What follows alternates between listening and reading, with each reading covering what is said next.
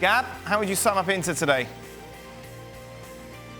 So I like to look at performance, and it's very easy to look at this and say, well, look, they gave up the late goal at the end. I mean, it was very, very late, and Conte scowling afterwards and looking all grumpy because they gave up that goal and could have been 2-2.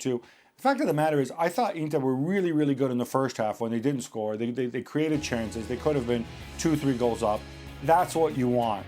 You know, did they get a little bit fortunate with a penalty? Fortunate in the sense that, you know, it was a penalty, but obviously the guy doesn't handle it, then it's not a penalty.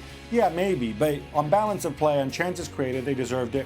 And a tremendous goal from Hakimi. And I think if they can release Hakimi for those one-on-one situations more often, they can do a better job of that. They have really a devastating attacking weapon down that right-hand side. If you had Gab saying, you know me, I'm about performances, you can tick that off your bingo list. Matteo, taking a look at Inter's performance, 2-1, a win puts them second. Do you concur with Gab? This was a great performance?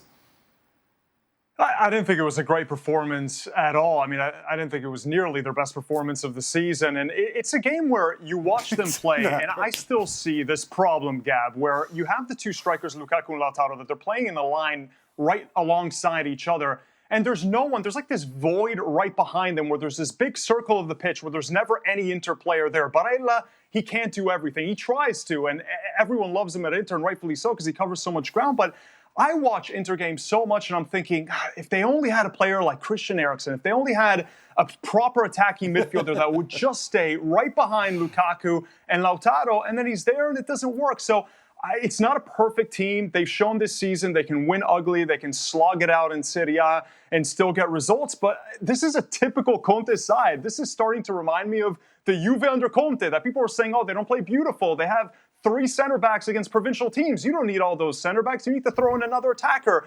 But they're starting not to concede much. They're starting to really have that spine that everyone thought they would, at least on paper, and getting results. And they're only a point behind Milan. So all this chaos, yes, it's warranted in Champions League, but you know, now they're fighting for a Scudetto, and I think they should be considered the favorites, given that they have nothing else to play for in Europe. For the avoidance of doubt, I'm not suggesting this was their best performance of the season or that, you know, this is Real Madrid 1956. Let's be very, very clear on this. I'm just saying is they did, until that goal at the very end, they did exactly what they were supposed to do. They didn't concede. They conceded virtually no chances. They created a bunch of chances at the other end. This is what Conte wants of them. This is how he wants them to play. And as long as you're creating many chances and you're not conceding many chances, and then on top of that you also win, I'm okay with that, Matteo. This is Inter Milan we're talking about. This is Conte. If we want to go and list all their weaknesses, all their problems, hey, I'm first in line. I do that most weeks. Thanks so much for watching ESPN on YouTube. And for more sports highlights and analysis, be sure to download the ESPN app. And for premium content and live streaming, subscribe to ESPN Plus.